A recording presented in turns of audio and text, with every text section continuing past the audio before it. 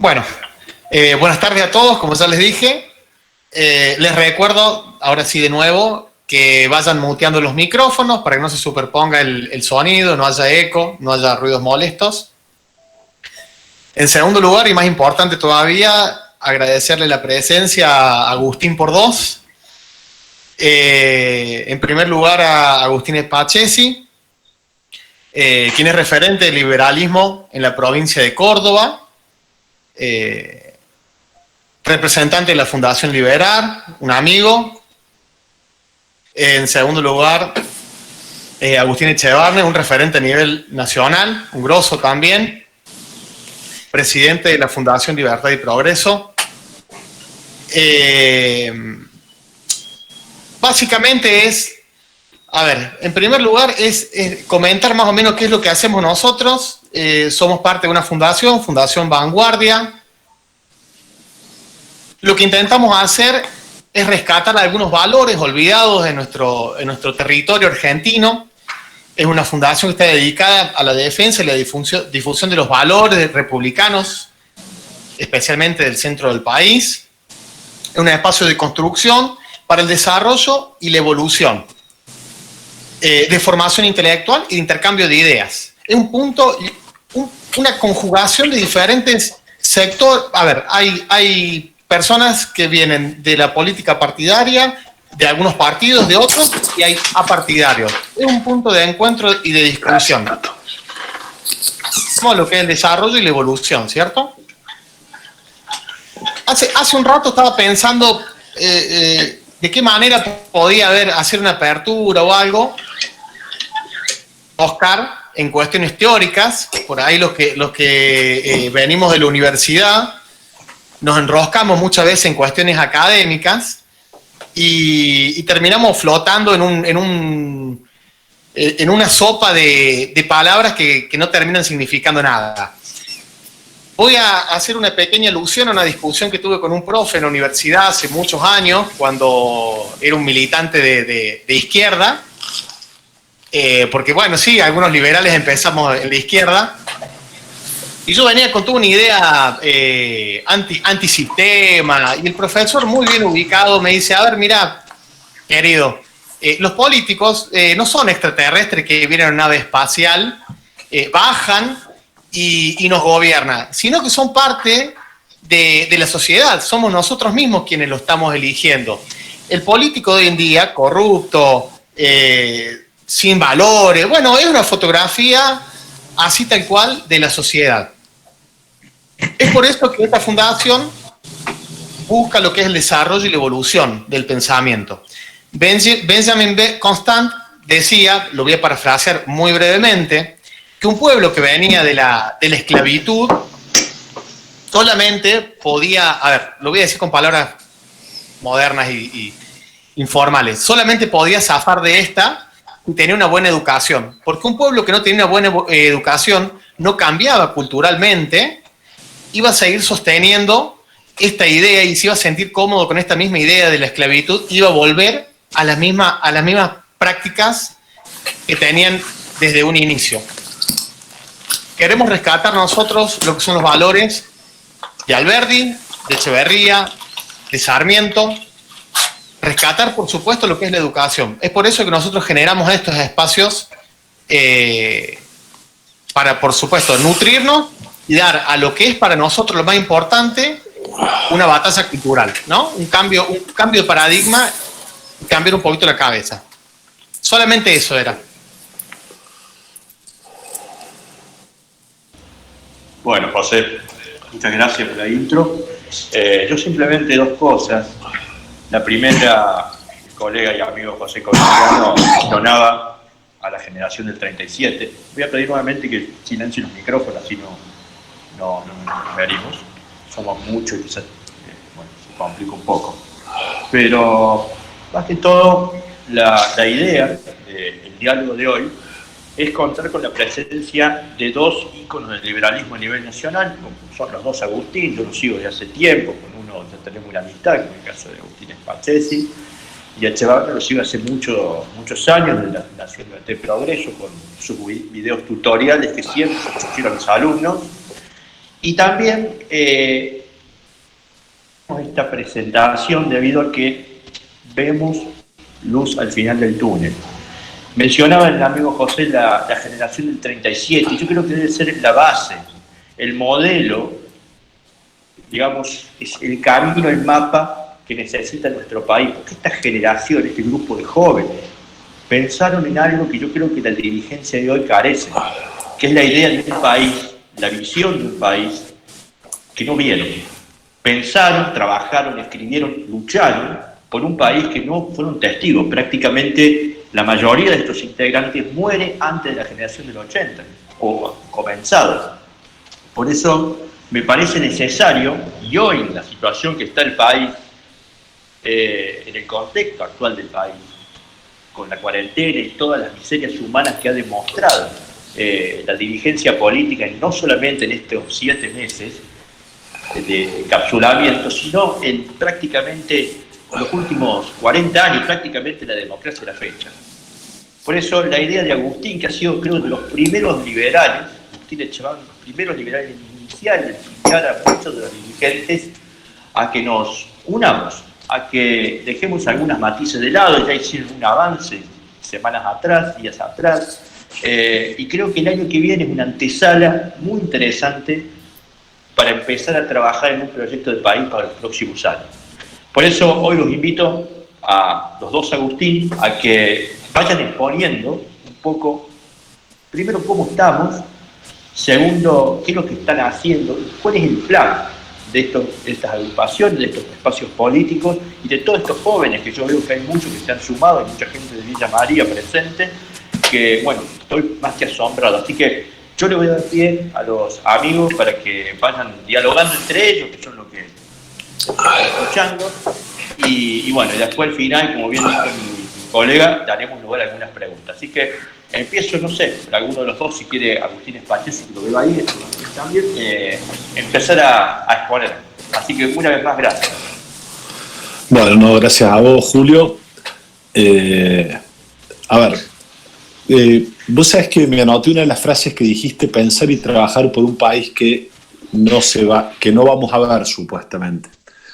Gracias a Dios y al progreso de la humanidad, creo que con la velocidad de los cambios tecnológicos, los procesos sociales son cada vez mucho más rápidos, ¿no? Los procesos de aprendizaje no solo individual, sino de la sociedad en su conjunto. Entonces yo creo que nosotros sí podemos pensar y sí podemos trabajar por un país que sí vamos a ver. Y la verdad que lo he visto y lo he vivido en carne propia eso. Nosotros cuando empezamos con el PL de Córdoba, yo siempre a los chicos les decía: ojalá mi hija tenga la posibilidad de votar un candidato liberal a presidente. Bueno, en menos de un año me tocaba ser candidato a gobernador, con los pros y las contras que eso traía. Pero creo, y a todos los invitamos a pensar y a trabajar por un país que sí vamos a ver, ¿no? O sea, yo creo que Argentina, acomodando algunas cuestiones rápidamente, se podría poner a crecer a ritmos que nos permitan sumar un montón de gente que hoy está por debajo del nivel de pobreza, un montón de gente que, por más que hoy no se la mide como desempleado, está desempleado porque por desánimo o propios de la misma cuarentena hasta hace unos días, no podía salir a buscar trabajo. Con respecto al tema de la unidad, la verdad que fue un arduo y hermoso trabajo que fuimos haciendo con Agustín en conjunto. Esto siempre es mucho más difícil de lo que parece, porque hay desde los famosos egos personales, pero también están los intereses. Y como liberales, ¿cómo no vamos a entender los intereses de las personas? Así que fue un lindo trabajo en tratar de alinear los intereses de todos, como para que esto sea en beneficio para todas las partes, como deben ser los tratos, ¿no? Para que sean duraderos y consistentes. Una de las principales características de su espacio es el federalismo que tiene. Partido Libertario, igual que Unidos, tienen presencia en absolutamente todas las provincias de la República Argentina. Otra de las características que tenemos es que somos espacios sumamente democráticos. Acá no hay candidatos lanzados y a encolumnarse por atrás. Acá invitamos a todo el mundo a participar, a elegir, a ser elegido, a discutir, a debatir. Otra de las características que tenemos en conjunto con Agustín es que estamos, y perdón Agustín, te estoy incluyendo, por ahí vos no, pero después me dirás, es que estamos interesados en la construcción de un sistema. O sea, no es el mero hecho electoral, sino estamos interesados en construir un partido político, algo que yo odiaba antes de ingresar a la política, les aclaro, yo hasta hace 2 años detestaba lo que era un partido político, y me di cuenta y cada vez trato de ponerlo en valor, que un partido político no es el mero sello, no es el autito solamente. El partido político tiene mucho que ver con la formación de cada uno de ustedes. Como dirigentes políticos, ¿dónde van a aprender a hacer política? A mí me pasa mucho por ahí cuando voy a los coles, che, ¿cómo aprendo a hacer política? Ahí, maestro, métase un partido. Y además nos hace también a la formación de cuadros políticos, porque yo siempre respeto y valoro el trabajo de las fundaciones, pero creo que son instancias y funciones diferentes, la de los partidos políticos y la de las fundaciones. Por ahí las fundaciones tienen algunos permitidos que los partidos políticos no, y viceversa. Entonces creo que en eso somos muy complementarios. ¿Y dónde estamos? Bueno, yo acá tengo una visión bastante más pesimista que el promedio del liberal argentino. Y a los datos, señores, a nosotros que nos gustan los datos, los liberales tenemos 0 de 15.000 concejales, tenemos 0 de 1.500 legisladores provinciales, tenemos 0 de más o menos 350 legisladores nacionales. Venimos de muy abajo. Yo, por ejemplo, soy una persona de 45 años y nunca pude votar candidatos liberales, por ejemplo, en Córdoba. Desde el año 93, que fue la última vez que hubo candidaturas liberales, nunca más existieron. Entonces la construcción de esos espacios políticos, de las candidaturas, de las propuestas, el posicionamiento de los mismos, lleva un tiempo de maduración. Así que bueno, un poco esa es mi introducción. Venimos de muy abajo, pero creo que tenemos muchísimo por ganar. Lamentablemente las circunstancias socioeconómicas como país creo que nos van a dar un marco de visibilidad y que tenemos mucho para aportar. Y digo lamentablemente, pues no soy montonero de en cuanto peor mejor. Lo digo con la tristeza y la dureza de ver amigos, familiares, colegas perder laburo, perder negocio, que su profesión se vea totalmente devastada, ¿no? Pero bueno, un poco esa es mi introducción a lo que planteaba Julio. Bueno, muchas gracias, Agustín. La verdad es un placer estar aquí contigo. Y muchas gracias a Julio y a José y a la Fundación Vanguardia. Y para mí, espero que lo podamos hacer en Córdoba también próximamente, cuando ya restablezcamos los vínculos, logremos cortar esta idea de que hay que quedarnos en nuestras casas y demás. ¿Se acuerda de cuarentena? Que fue un disparate. En fin, el cómo estamos mal, eso está clarísimo. Este año fue un año espantoso. Un año que va a estar guardado en nuestras memorias como el año que vivimos encerrados, ¿no? O sea, una cosa, encerrados además no por voluntad propia, sino porque nos impusieron de manera totalitaria, lo cual es absurdo, ¿no? El año donde Mauro Ledesma murió tratando de cruzar el río a nado, el Bermejo, para ir a visitar a su hija, un chico de 23 años que quería visitar a su hija y se lo prohibía, ¿no? Un año realmente espantoso. Pero un año también, por supuesto, que la economía es un desastre, va a caer 12 puntos del PBI. Después otros 2 años horribles, porque en el 2018 empezó la crisis, 2019 empeoró, y empeoró cuando ganó el kirchnerismo. Fíjense que la bolsa cayó más ese día que cualquier otro día en la historia argentina, y fue la bolsa que más cayó en el mundo, salvo un día en que Ucrania entró en guerra. O sea que el kirchnerismo, que gana unas elecciones, es el equivalente a perder una guerra, ¿no? Y esto es lo que estamos viviendo, ¿no? El impacto fue feroz, y empeoró el último año de Macri en 2019, igual con, por supuesto, todos los errores de Cambiemos, que no le voy a ahorrar ninguno, ¿no? O sea, creo que cometieron montones de errores. Es decir, que hasta acá estamos en un año horrible, con una pobreza de ser el 50%, La inflación, que está creciendo este último mes 3,8, si lo anualizás significa 56% anual de inflación. Y probablemente el año que viene va a ser más de 56% la inflación punta a punta. O sea que yo veo que está en una situación dramática. Ahora, yo siempre soy optimista y ahora soy más optimista que otras veces, porque hace 4 años atrás nosotros veíamos que Cambiemos iba a terminar mal el gobierno. De hecho, lo dijimos públicamente en el programa de televisión, en Intratables. Y lo digo en plural porque lo dijimos muchos. Lo dijo Javier Milei, José Luis Espert, lo venía diciendo, no sé, Aldo Abraham, en la fundación lo veníamos repitiendo 20 veces que íbamos a terminar en default 4 años después, y 4 años después llegamos al default.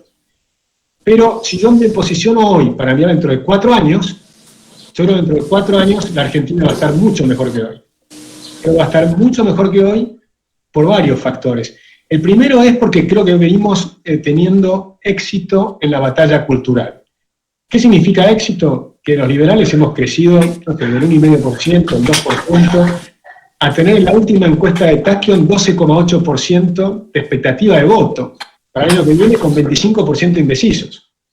O sea que eso te da un abanico de una potencialidad de 15 puntos o 16 puntos para el año que viene. Subir de 1,5 a 16 es enorme, porque eso significaría que vas a ver 2 tendencias bajistas, la del kirchnerismo bajando del 48, por ejemplo, al 30 o al 35, y otra tendencia bajista. Hay alguien que tiene un micrófono abierto, por ahí lo puede cerrar. Hay otra tendencia bajista que es que va a ser Cambiemos, que del 41% va a perder porque muchos de nosotros votamos por Cambiemos. Y el año próximo, teniendo una alternativa de centro-derecha clara, o sea, con las ideas de respetar la vida, la libertad, la propiedad privada, lo que venimos diciendo con Agustín toda la vida y un montón de gente, bueno, esto, con esa oferta clara y en un año que no es un año de elecciones presidenciales, sino que es de elecciones legislativas, podemos llegar a tenerlo. Entonces vas a tener 2 tendencias hacia abajo y una línea ascendente rapidísima que va a ser esta tercera fuerza. Es decir, que como la política es dinámica en la cabeza de todos nosotros, la sensación va a ser, ojo, porque esas líneas se pueden cruzar en el 2023. Y en el 2023 vamos a ir a una coalición más amplia, pero si nosotros estamos arriba, la coalición más amplia va a ser porque se sumen a nosotros, no que nosotros nos sumemos a otros.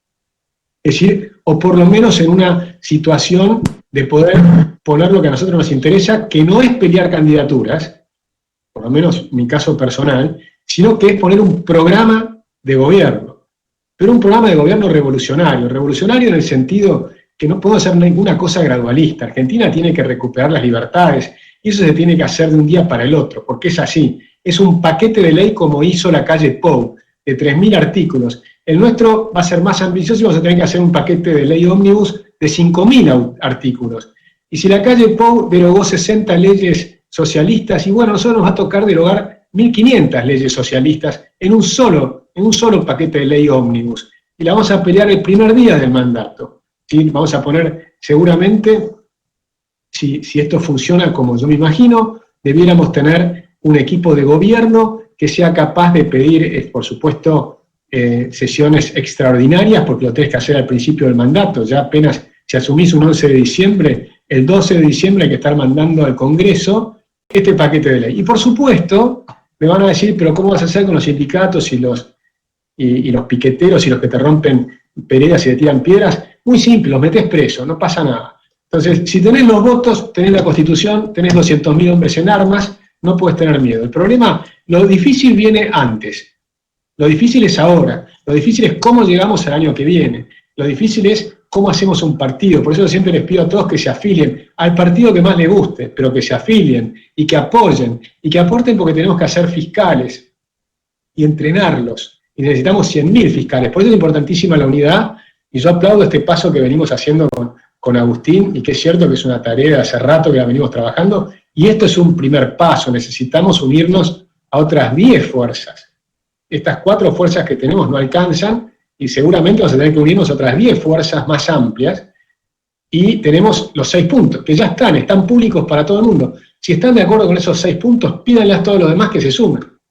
Porque es muy simple, acá no hay, ya hay un proceso que por suerte ya llegamos a escribir estos 6 puntos. Una vez que están escritos, son muy sencillos, muy razonables, no estamos viendo ninguna cosa rara, simplemente que vamos a definir las candidaturas en las PASO.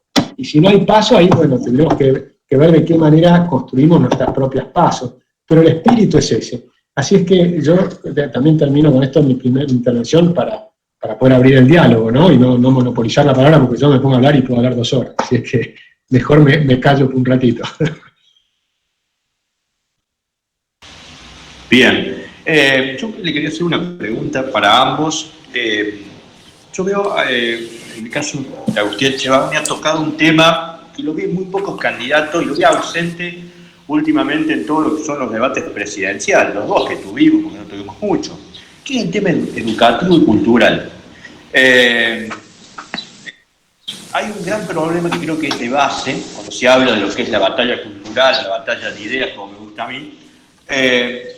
¿Cuál es el desafío que tenemos que encarar para ese gran problema que tenemos hoy en nuestro país? Escuchamos el día de ayer a la ministra de Educación de la Ciudad de Buenos Aires mencionar palabras muy duras, pero bueno, la Ciudad de Buenos Aires también ha sido en muchos aspectos, desde que está Cambiemos hace más de una década, uno de los grandes focos también de muchos temas de adoctrinamiento en las aulas.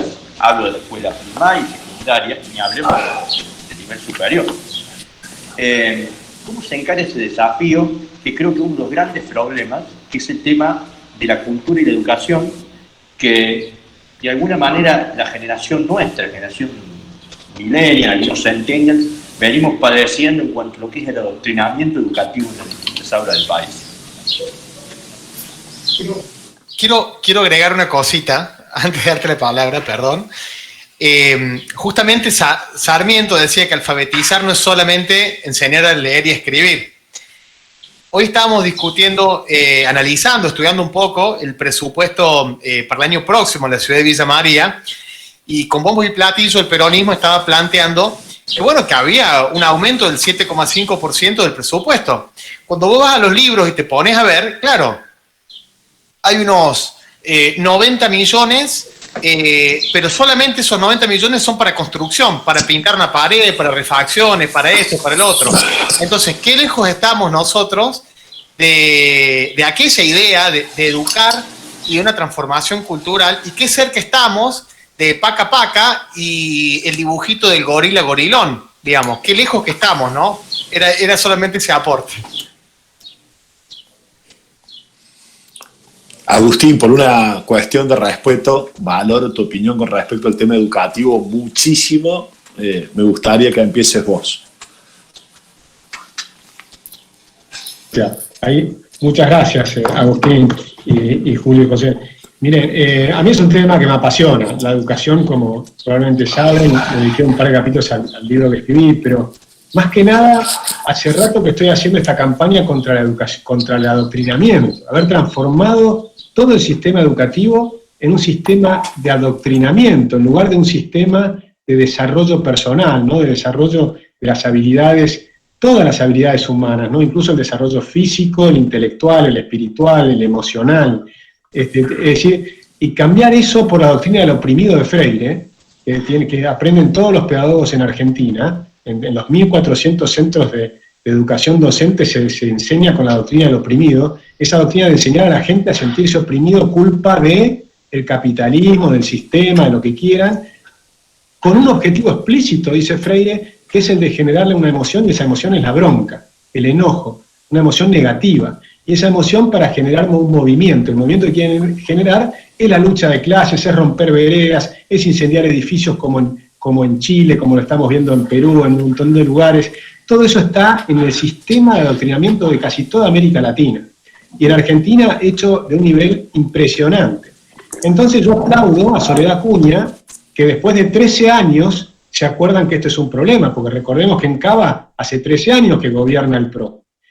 Y aplaudo también a Patricia Bullrich, que se sume a esta causa contra el adoctrinamiento, nuevamente, 3 años más tarde, ¿no? Y ahora se suman porque los libros empiezan a hablar en contra de Macri.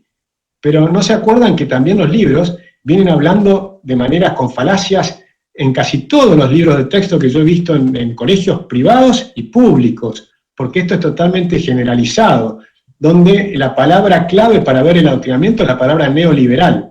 Son todo un conjunto de falacias metidas adentro de esa palabra neoliberal. Y entonces nunca les preocupó las falacias que dijeron sobre la década del 70, que pareciera que la década del 70 empezó el 24 de marzo de 1976, y se olvidan que el terrorismo lo empezaron los peronistas de abajo hacia arriba, el terrorismo de Estado lo empezaron los peronistas de arriba hacia abajo, ¿no? Y se mataban entre ellos, y la AAA y los paramilitares eran todos peronistas que mataban, torturaban, asesinaban ilegalmente desde el Estado, desde fuera del Estado, permanentemente, y todo eso se oculta, nunca se dice, y pareciera que todos los problemas empezaron el 24 de marzo del 76. Y esto, por supuesto, no es defender lo que hicieron después de esa fecha, simplemente es no contar una historia miope. Entonces, eso se puede cambiar, yo creo que lo vamos a cambiar, y eso es respetando la Constitución. La Constitución dice con mucha claridad que tenemos que tener libertad de enseñar y aprender. Por lo tanto, no tiene que haber una currícula oficial que determine qué es lo que hay que enseñar de historia, de filosofía, de sociología, de ninguna manera. Yo no creo en eso. Yo creo que deberíamos tener una gran descentralización, y la propuesta que nosotros proponemos para debatirla, porque todo esto tenemos que debatirlo entre todos, la propuesta que tenemos es la tarjeta EduCard, que el Estado financie con una tarjeta. Los padres recuperan la libertad de elegir a dónde educar a sus hijos, sea una escuela estatal o una escuela privada, y los que no tienen dinero suficiente tienen esa tarjeta. Y lo mismo para la universidad, y hay que eliminar la CONEAU. No tiene nada que decir el Estado con respecto a las universidades privadas. ¿Qué le va a decir al Estado en Estados Unidos, por ejemplo, cómo tiene que enseñar Harvard, Yale o el MIT? Es absurdo. Tenés que permitir que compitan, y simplemente uno sabe que un título de una universidad como la UBA vale tanto, porque tiene profesores, tiene historia, tiene cantidad de cuestiones, y de otra universidad como la UDESA, igual que en Estados Unidos o en cualquier otro país, ya la historia te antecede. Uno tiene un título del University College of London y sabés que está entre las 10 primeras universidades del mundo. No te importa un pepino qué es lo que dice el Ministerio de Educación de Inglaterra. Nadie sabe lo que dice, no debe ni tener Ministerio de Educación en Inglaterra. Antes no tenía el Ministerio de Educación nacional. Entonces hay que descentralizar y darle libertad a los padres, que son los que tienen que tener la posibilidad de decidir la educación de sus hijos.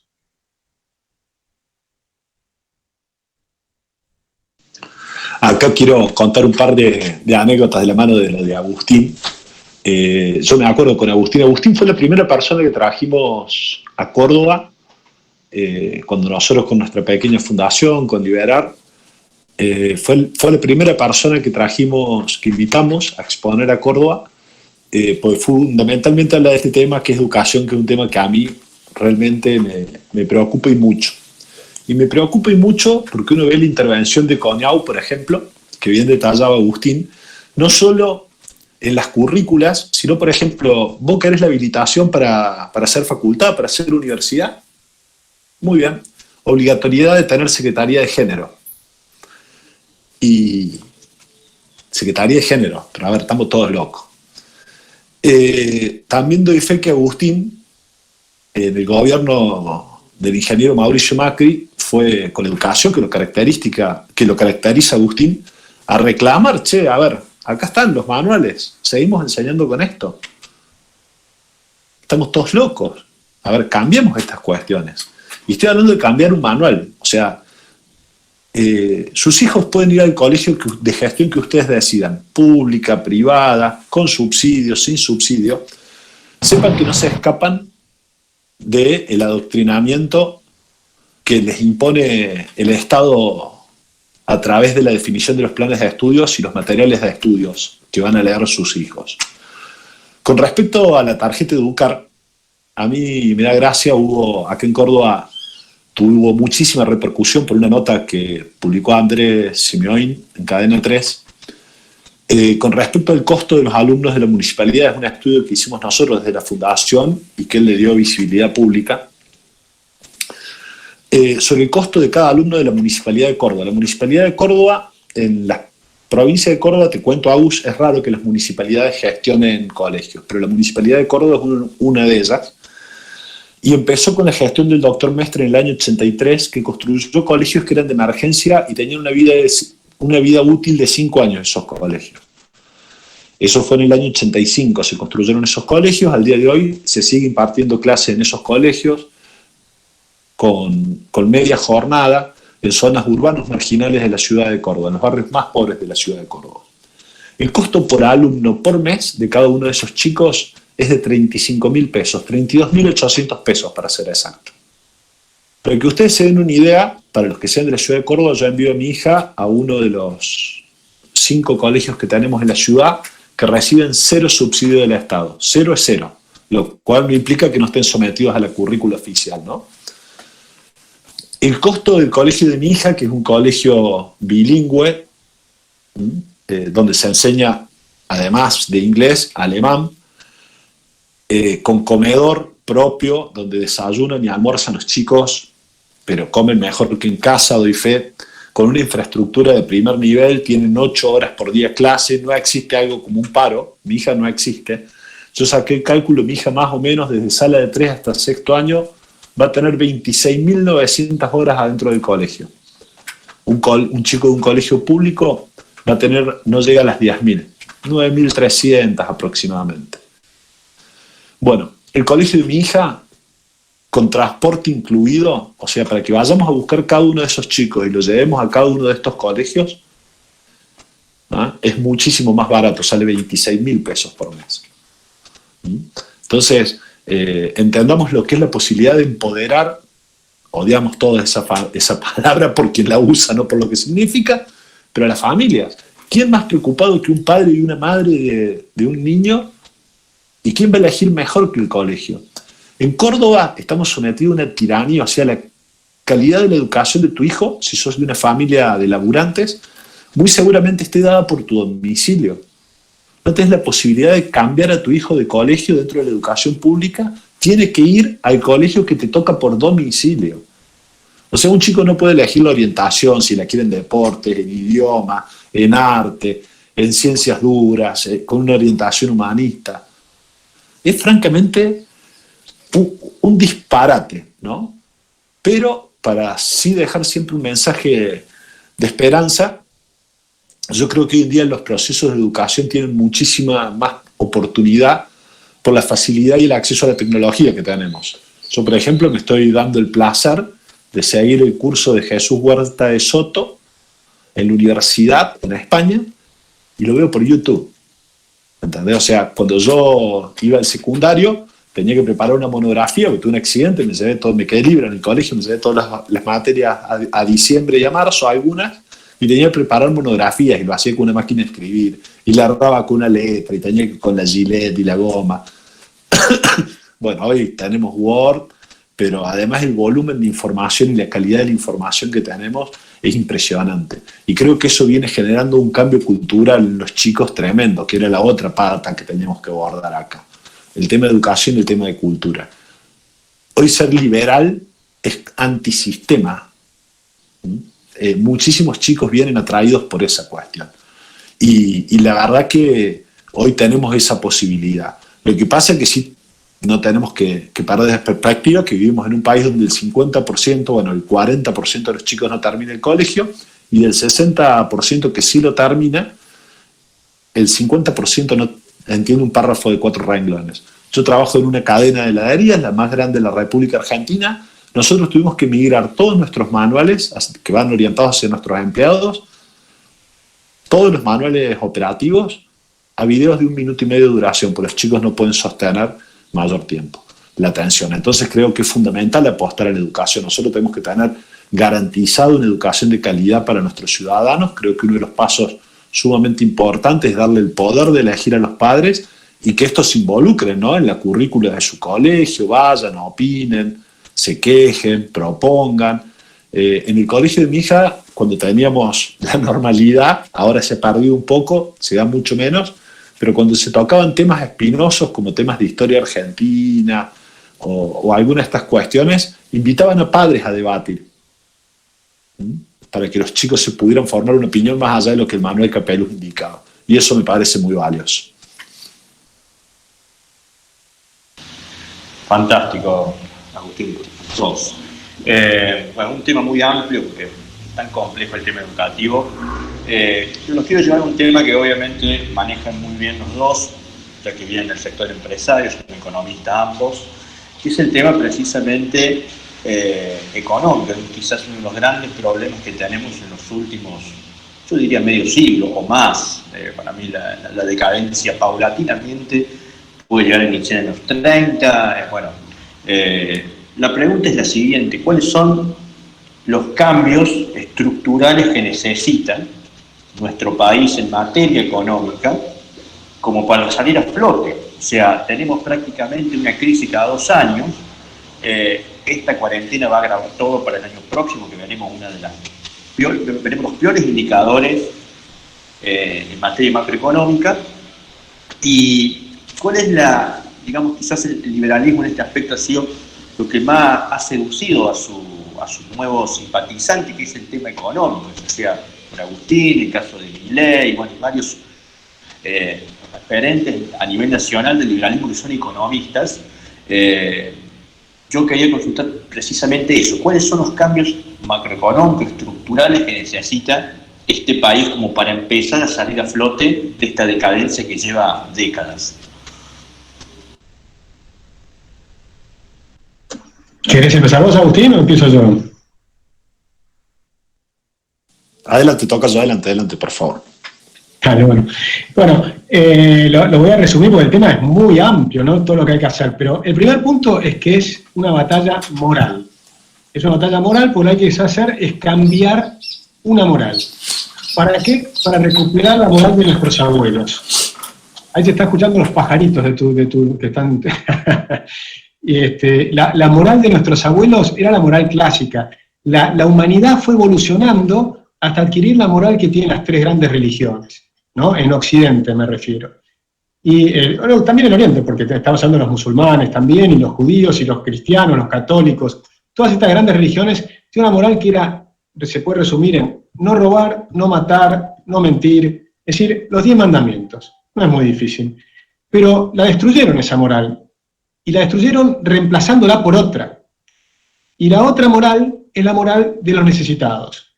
Es la moral de la justicia social. Es la moral que dice que si sos necesitado, podés quebrar todos los principios de los mandamientos. O sea, vos podés, por ejemplo, ocupar un terreno, aunque no sea tuyo, podés robar, podés delegar estos temas en el Estado y que el Estado robe por vos. Es decir, que vos podés vivir del trabajo ajeno. En la moral clásica de nuestros abuelos, vos tenías que vivir de tu propio trabajo, de tu esfuerzo, tenías que progresar y salir de la pobreza porque te rompías el traste laburando, estudiando, aprendiendo, ahorrando, ¿no? No era la moral del consumo, sino era la del trabajo, ahorro, me compro una máquina para mejorar la productividad y después me compro un terrenito y los domingos voy construyendo mi casa y era la moral de salir adelante con tu propio esfuerzo y el de tu familia. Bueno, eso se destruyó todo. Por eso cuando hablamos de la corrupción generalizada es muy simple, es la moral de la justicia social. La justicia social destruye todos los valores clásicos. ¿Cómo se reconstruye eso?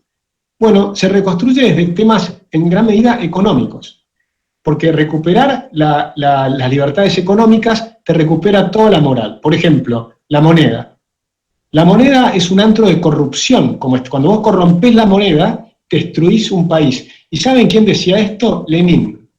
Lenin la tenía muy clara. Lenin decía que si vos destruís la moneda, podés destruir la moral de un país, la moral burguesa, porque esta moral que estamos hablando, para los socialistas es la moral burguesa. Y destruís esa moral burguesa para poner la moral socialista.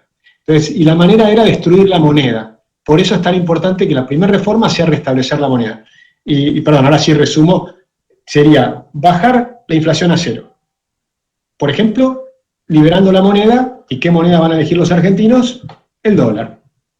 Entonces, dolarizaste. No es que dolarizaste, sino que liberaste. Y al liberar, la gente elige el dólar, la inflación cae a 0, las tasas de interés desaparecen, los dólares del colchón se vuelcan al mercado, el crédito aparece, eso es gran expansivo. El sector privado crece fuerte. Luego, bajar las regulaciones. Tenemos 69.000 regulaciones, más una que pusieron hoy, que inventaron, o hoy la leí por lo menos, que ahora ha impuesto una nueva regulación sobre el mate. Han regulado la cantidad de palillos y polvito que tienen que tener en el mate. O sea, le van a enseñar a las Marías a hacer el mate, ¿ok? Bueno, ese es el tipo de disparate de nuestros políticos. 69.000 de estas regulaciones ridículas que por supuesto te encarecen la vida, te complican la vida, te sacan tiempo, te obligan a hacer el BTS, todas estas estupideces que te ponen permanentemente. Y son todos curros. Cada vez que hay uno de esos atrás, hay alguien los 1.500 registros automotores, son todos curros. No es necesario un registro automotor. Vos vas a comprar el auto, te da la factura, ya está, es tuyo el auto. Le mandaste la copia a la FIP, ya lo tiene la FIP, ¿qué más necesitas? Ningún registro, nada, cero. Vendés el auto usado, vas a la misma concesionaria, que te ponga un sellito, lo pone en la computadora, le manda a la FIP y ya lo tiene la otra persona. Listo, ya está, no se necesitan esos 1.500 registros automotores. Son todos curros. Tercer tema, liberar los impuestos. Hay que eliminar 160 impuestos de los 170. Y probablemente la recaudación aumente, porque el crecimiento del sector privado va a aumentar más que esa caída de 160 impuestos, que recaudan el 10%. Entre esos 160 se recauda el 10%. 90% lo recaudan 10 impuestos. Entonces, tenés después una cuarta medida, que es liberar, flexibilizar las relaciones laborales. Es decir, que todo este crecimiento del sector privado que va a ser brutal, le agregás que además crea empleo. Que si una persona toma una persona como empleada, lo puede despedir. Y así vas a aumentar fenomenalmente el empleo.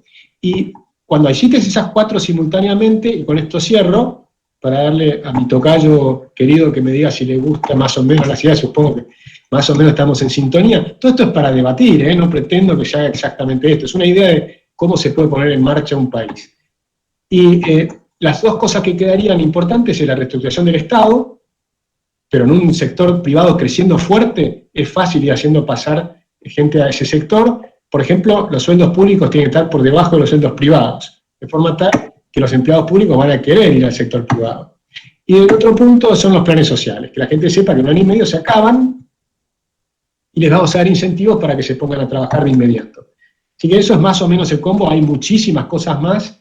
Tenemos 4 libros escritos en la Fundación, si quieren leerlos, sobre las reformas que proponemos, y por supuesto puede haber muchas cuestiones que se pueden debatir, depende de quién sea el que lidere todo esto el día de mañana, va a poner un énfasis más grande en un tema o en el otro, pero yo lo que les aseguro es que todos los países que han hecho este tipo de reformas estructurales, inmediatamente empiezan a crecer rápido. Me refiero que en los siguientes 2 años, la Argentina va a estar creciendo al 7-8% anual durante 20 años seguidos.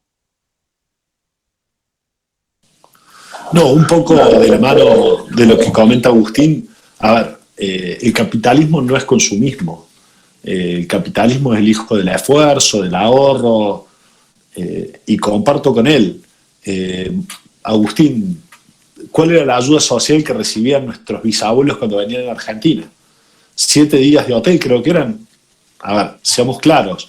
Y el tipo salía a laburar de lo que pudiera, porque después hay otra cosa, ¿no? O sea, todo el mundo piensa que no, yo tengo derecho al trabajo soñado y... Sí, a ver, todos tenemos derecho, pero si no tenés la capacidad de generarlo, laburá de lo que hay, chango.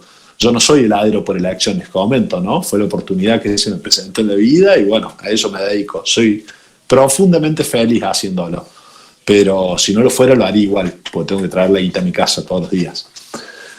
Comparto con Agustín, creo que quiero una reforma fiscal muy profunda y de simplificación. Yo tengo una anécdota, estaba en España hace 5 o 6 años atrás y me encuentro con un colega que tenía una heladería muy bonita en donde era la Plaza de Toros de Barcelona. Se hizo un hermoso shopping ahí y el tipo me escuchaba que yo hablaba con mi contador y que me llamaba el abogado y que el tipo pensaba que yo era millonario y no. Yo siempre cuento un estudio que hice sobre las heladerías. Estoy justo mudando una heladería a 40 metros donde estoy, me estoy yendo a un local más grande. Necesito por lo menos 17 firmas de profesionales con matrícula habilitante.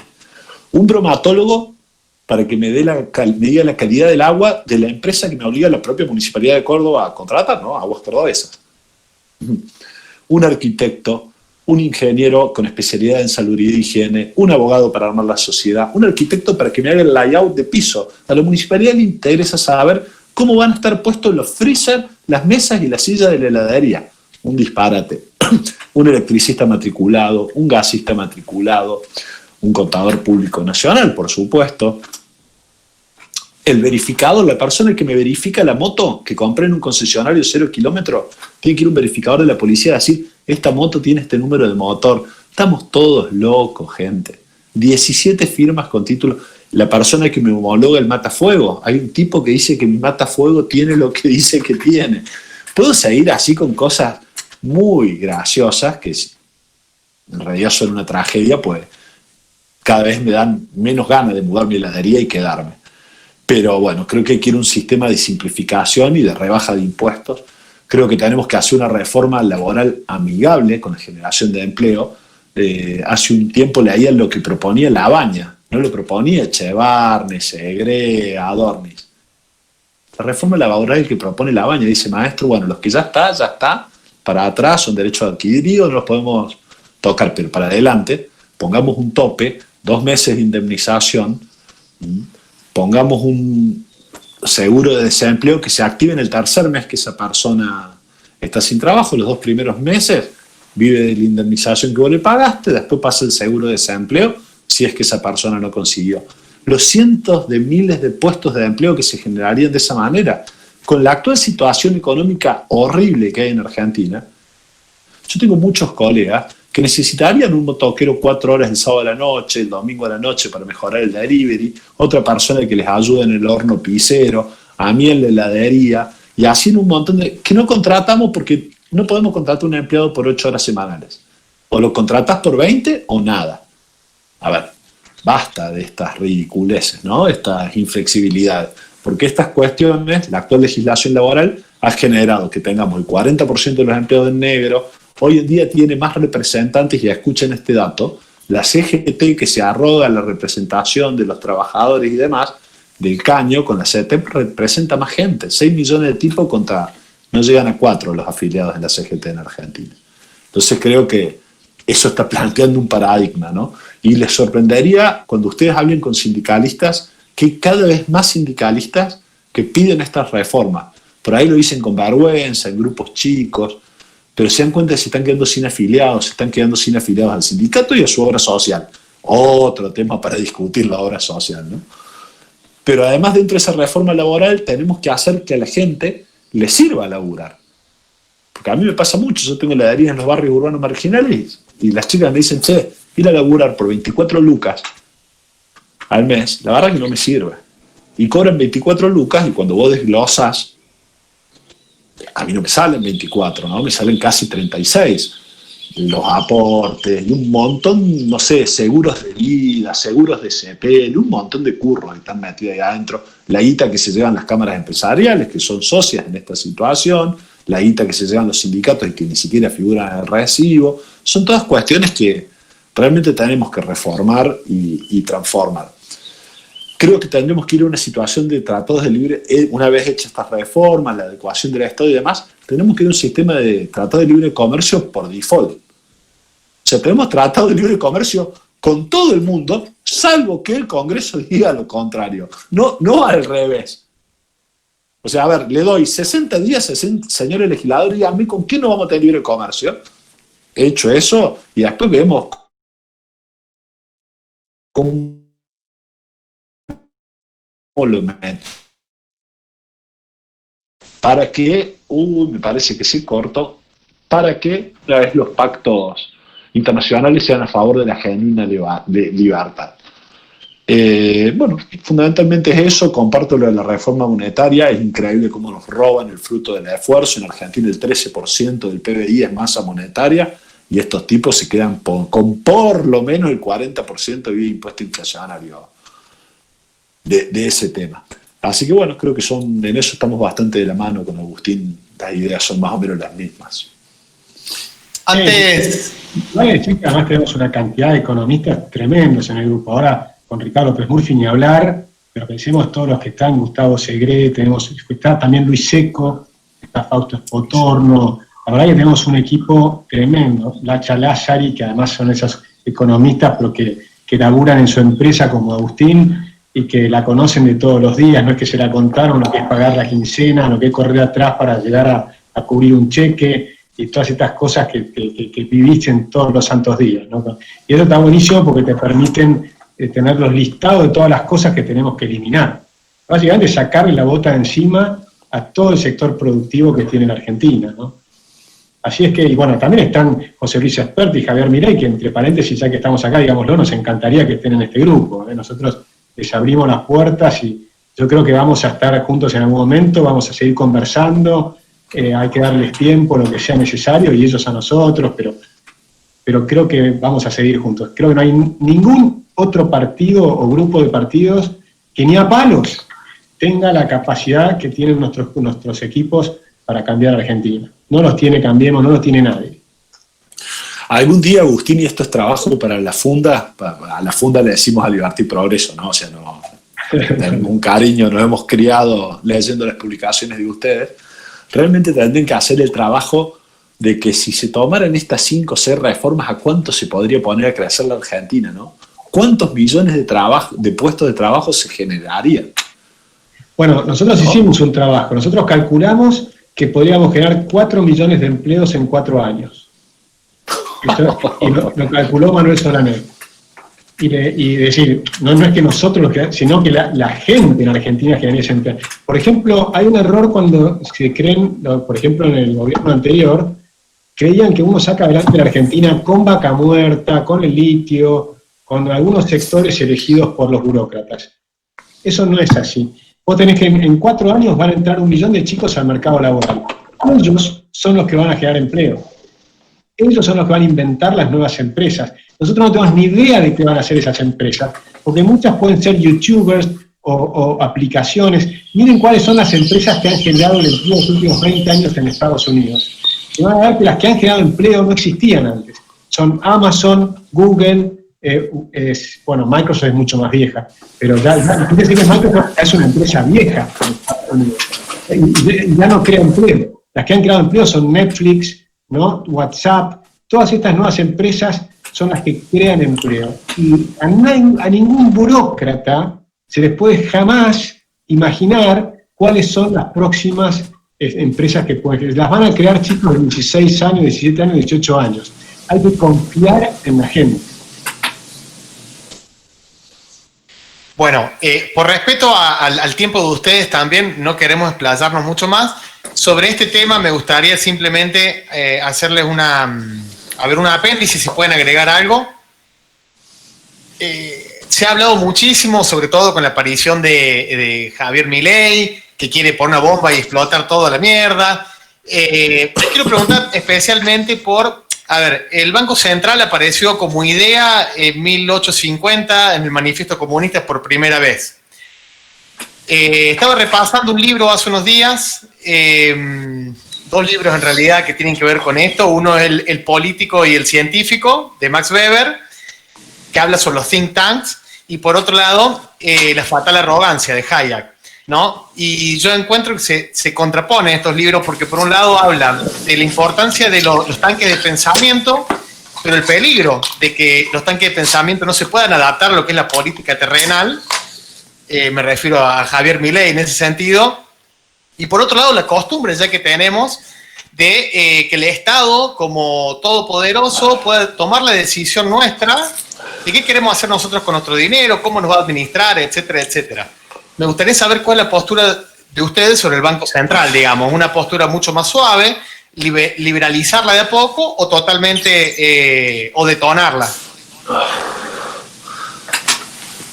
A ver, mi postura personal, aclaro, yo no soy economista, soy licenciado en Administración de Empresas, pero a resultados vista, a mí, yo disculpe, a mí me viene lo piamontés, a mí me gusta el famoso a duras cuentas, ¿no?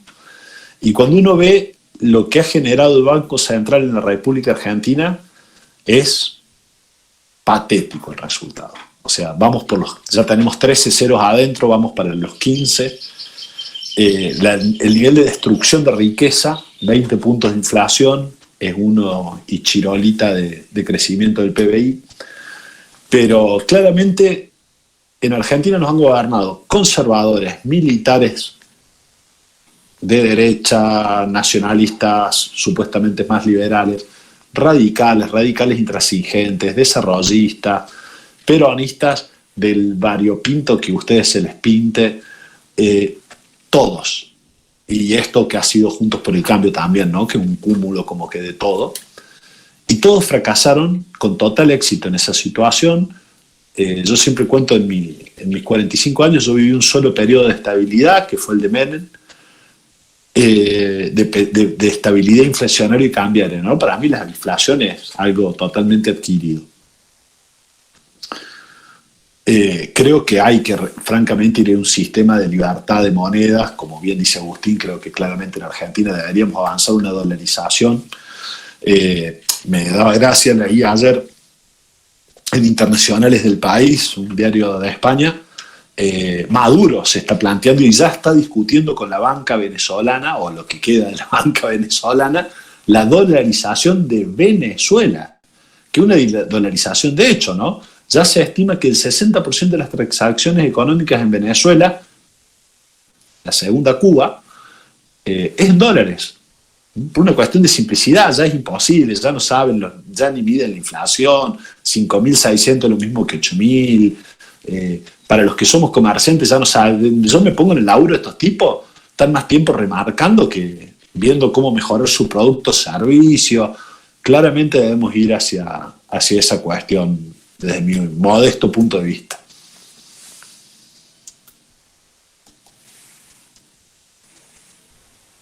Ahora sí, yo coincido con mi tocayo totalmente. Creo que ponerlo a Javier Milei a detonar el Banco Central sería una buena opción. Y si no, por lo menos hay que poner libertad de monedas. Yo creo que hay dos maneras de hacer la dolarización. Una es simplemente poner una libertad y la gente elige el dólar. Lo importante es eliminar el peso. El problema de Venezuela es que mantienen los bolívares. Pero si el Estado mantiene la opción de seguir creando moneda, o si le permitís a las provincias crear sus propias monedas, como eran los patacones y demás, siguen estafando a la gente. Nosotros tenemos que tener que evitar es que roben a la gente. Y no nos equivoquemos, la impresión de moneda es robar a los más pobres. Porque yo me defiendo, yo compro dólares de la manera que sea, aunque sea en el mercado que llaman negro y yo lo llamo mercado libre, ¿no? O sea, que alguien te vende un dólar y vos vas y lo comprás. Entonces, o ahora tenemos el contado con liqui, lo que fuere. O sea que siempre tenés un mecanismo. Los economistas, de hecho, ganamos con la inflación. Yo he ganado mucha plata con la inflación, especulando. Por ejemplo, ahora puedes comprar este bono porque estás esperando que van a tener una gran devaluación en el tipo de cambio oficial, entonces te compras este bono que encima te pagan 15%. Se quejaban de Macri, que contrataba deuda al 7,5%, y ahora ellos tienen deuda al 15%, al doble que Macri. Lo hacían antes con Venezuela, que se endeudaban al 15% también. Se ve que les gusta ese 15%. O sea, eso de endeudarse a tasas ridículamente altas, ¿no? Bueno, si uno permite eso, si uno tiene la idea de que vamos a ir a dolarización, yo me tiraría un viaje a Estados Unidos a hablar con el presidente, ¿no? Si tuviera Trump sería más fácil, con Biden no sé. Pero yo, y con la Reserva Federal, ¿por qué?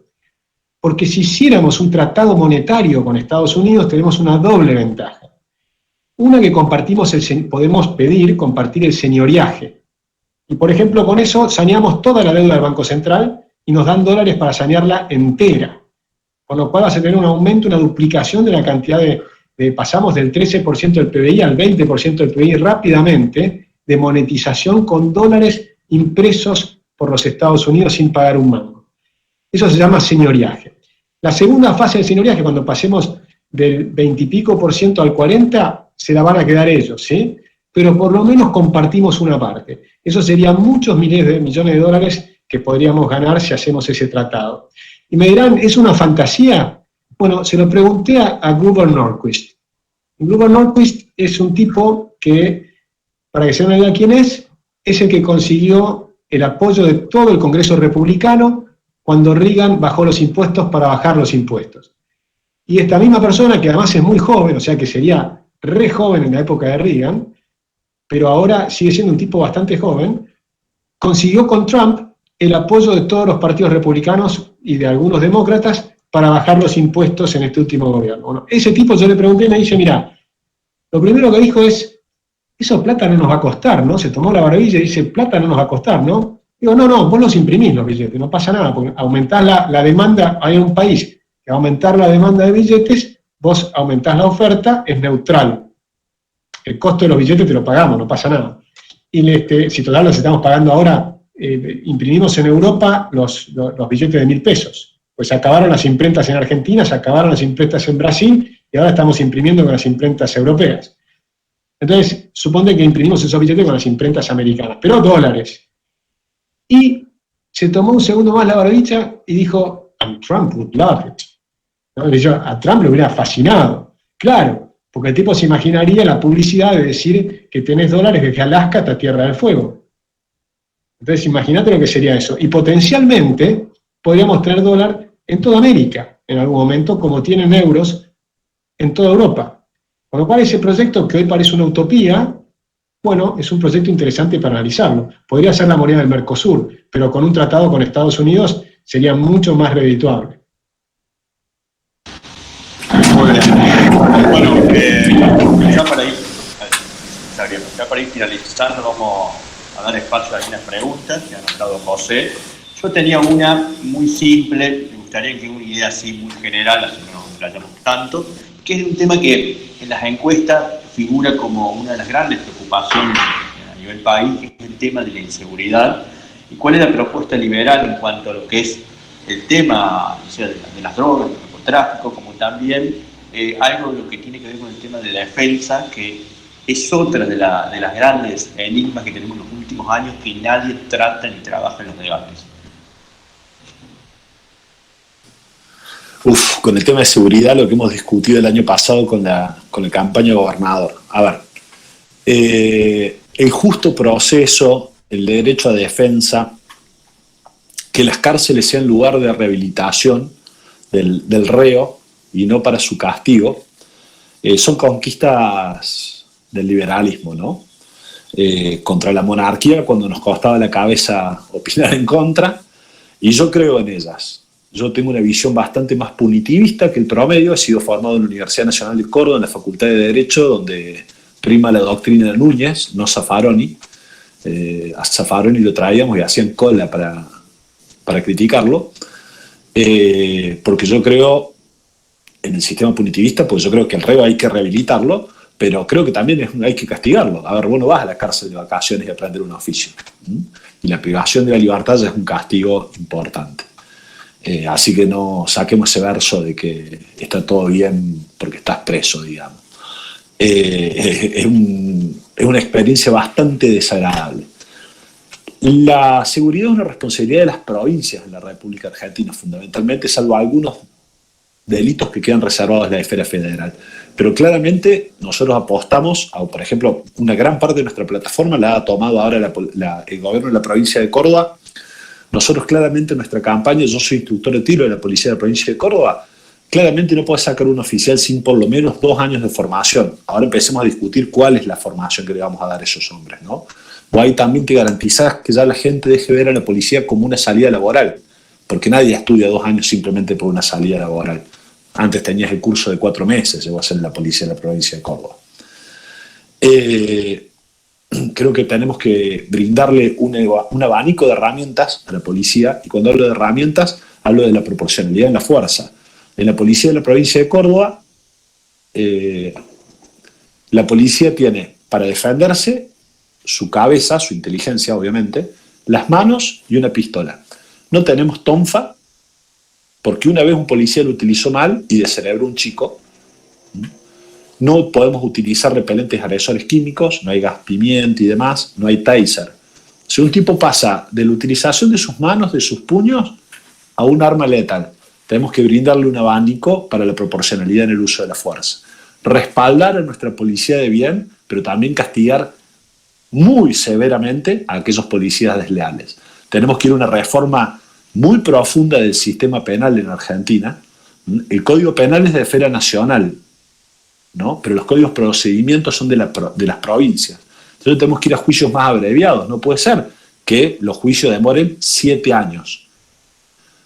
Y tenemos que ir a una policía, a un sistema judicial mucho más efectivo. En Argentina, ni siquiera el 10% de los delitos termina en juicio. y menos del 1% termina con preso. Entonces la sensación de que yo salgo, robo, no pasa nada, se condice con la realidad. Eso no puede seguir pasando en la República Argentina. Agustín, te cedo la palabra. Gracias, Agustín. Por supuesto, coincido. Yo considero que el liberalismo somos garantistas, pero garantistas en el sentido alberdiano. En la Constitución dice que la cárcel no es para castigo, sino que es para seguridad. Entonces, pero es decir, no somos abolicionistas como Zaffaroni, ¿no? No, más bien la doctrina Soler. Es decir, el Código Penal de Soler era: se reprimirá con la pena de prisión de tal cosa, no tanto como castigo, sino por seguridad. Entonces ahí tenemos que incorporar, por ejemplo, cosas que yo creo que serían muy útiles, totalmente en el sentido de lo que está diciendo mi querido tocayo, que las cárceles tendrían que tener un sistema, puede haber cárceles incluso privadas, donde las cárceles de baja seguridad, ¿no? Entonces, contenés un nivel de distintos tipos de delitos, al estilo de Beccaria, de Cesare Beccaria, que venía clasificando los delitos en función de su gravedad.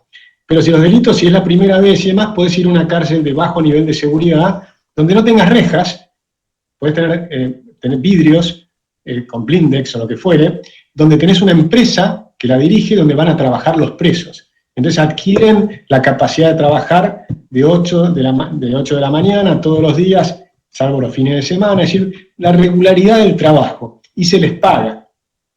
Un tercio del dinero se utiliza para pagar el costo de la cárcel, y esa es la ganancia del empresario. Un tercio del dinero, del hotelero me refiero, porque tenés una parte del empresario que trabaja y otra parte del empresario hotelero, que es el que les brinde las instalaciones. Y eso es un tercio del salario. Un tercio del salario se lo puede mandar a sus familias, y un tercio del salario le queda con un ahorro en moneda fuerte y con tasa de interés, para que el día que salga acumuló una cantidad de ahorros y no tiene que salir a robar al día siguiente. Es decir, una idea inteligente de cómo no es reeducarlos, pero sí es capacitarlos en la disciplina laboral, que es clave para volver a insertarse después en la sociedad y poder ir adquiriendo un oficio y también puede estudiar. Entonces, un preso puede tener una vida aceptable, ¿no? Donde puede mejorar incluso espiritualmente y en todas sus capacidades. Creo que ese tipo de cosas se pueden hacer, hay muchísimo para mejorar, y va a requerir una inversión hacer una cantidad de cárceles nuevas. Y había otra parte de la pregunta. ¿Cuál era la segunda parte que no respondimos? No, preguntaba en cuanto a lo que era defensa. Bueno. Defensa es una calamidad lo que tenemos hoy. Hemos destruido todo el sistema de defensa. Ahí, Ricardo López Murphy lo conoce de memoria el tema porque fue ministro de Defensa. El sistema, nosotros tenemos una propuesta que hemos elaborado en Libertad y Progreso, que básicamente lo que trata de hacer es reducir el costo en personal y en cambio tener mucho mejor equipamiento. Hoy, tener personal sin equipamiento no tiene ningún sentido. Es totalmente ridículo. Porque una persona sin equipamiento en defensa no sirve para nada. Y después tampoco hay que gastar dinero, como hacía Cambiemos, por ejemplo, en tecnología del pasado. Querían comprar aviones de tercera mano de hace 35 años. Nosotros le demostramos que eso era un disparate, eran 35 millones de dólares. Dale 35 millones de dólares a los chicos del ITPA, de ingeniería, y que te desarrollen un sistema de drones, por ejemplo. Te va a salir mucho más interesante y algo más moderno, o por lo menos más a desarrollar nuevas tecnologías y gente capacitada. Es decir, hay que tratar de pensar en el futuro y no en el pasado. Un día nos juntamos con un equipo de ex militares que había expulsado Cristina Kirchner, y entonces empezaron a hacer ideas de cómo desarrollar la defensa. Yo le digo, después de que desarrollaron todas sus ideas, le digo, para ustedes se están equivocando. ¿Yo saben cómo los voy a atacar? Voy a tener una camioneta enfrente de cada uno de sus aeródromos. Estaban pensando en el sistema de aviones y comprar aviones nuevos que eran miles de millones de dólares y qué sé yo. Y los voy a atacar con abejas diminutas y con no sé qué cosa. Les armé 3 o 4 ejemplos y me decían, pero eso es un disparate. Y les pasé los videos que ya existen todas esas cosas. Entonces hay que empezar a mirar, cuando uno analiza en tecnología, vos no podés, si querés competir, por ejemplo, con los celulares, no podés pensar con la tecnología de hoy, si no, no podés competir.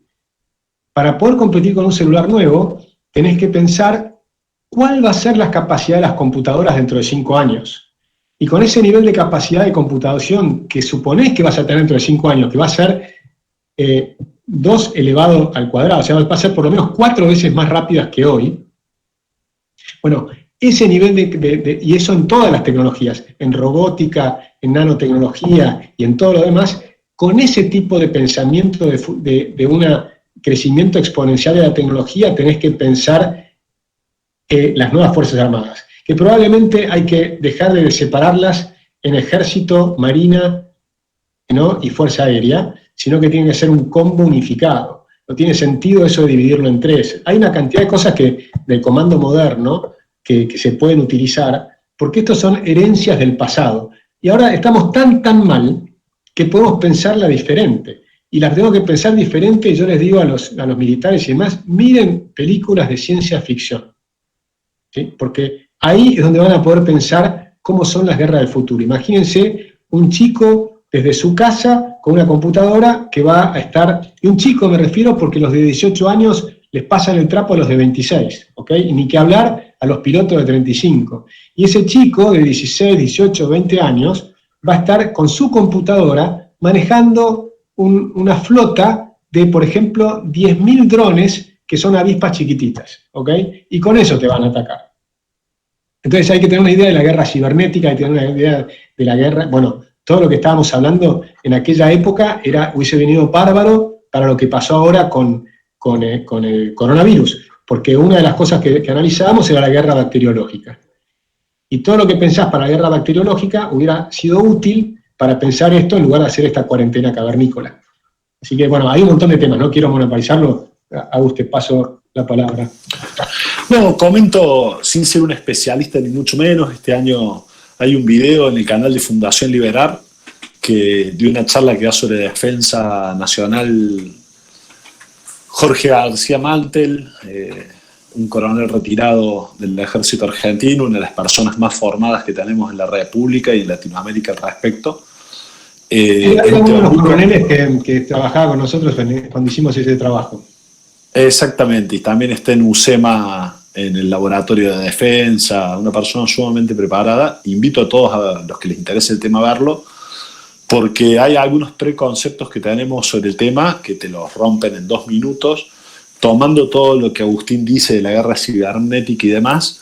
Al día de hoy la capacidad de defensa de la República Argentina tiende a 0. O sea, imagínense, yo siempre pongo como ejemplo, ¿qué caso ustedes conocen que la puerta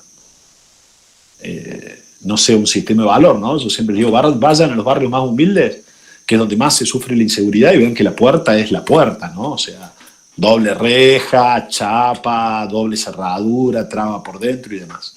Nosotros en este momento estamos en una situación de total indefensión como nación, no tenemos ninguna capacidad operativa, no frente a las grandes potencias mundiales, frente a 2 vecinos nuestros como Chile o Brasil, no tenemos posibilidad de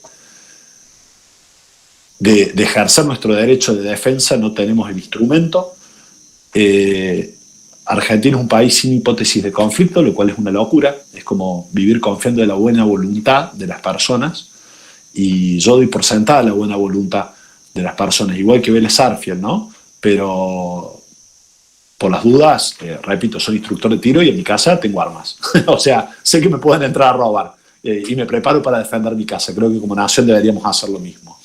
Con respecto a lo que Agustín decía de los tercios, me parece muy sano. Aclaro una sola cuestión, yo lo haría en cuartos, porque creo que también hay que resarcir a las víctimas y a la sociedad por el perjuicio ocasionado por el delincuente.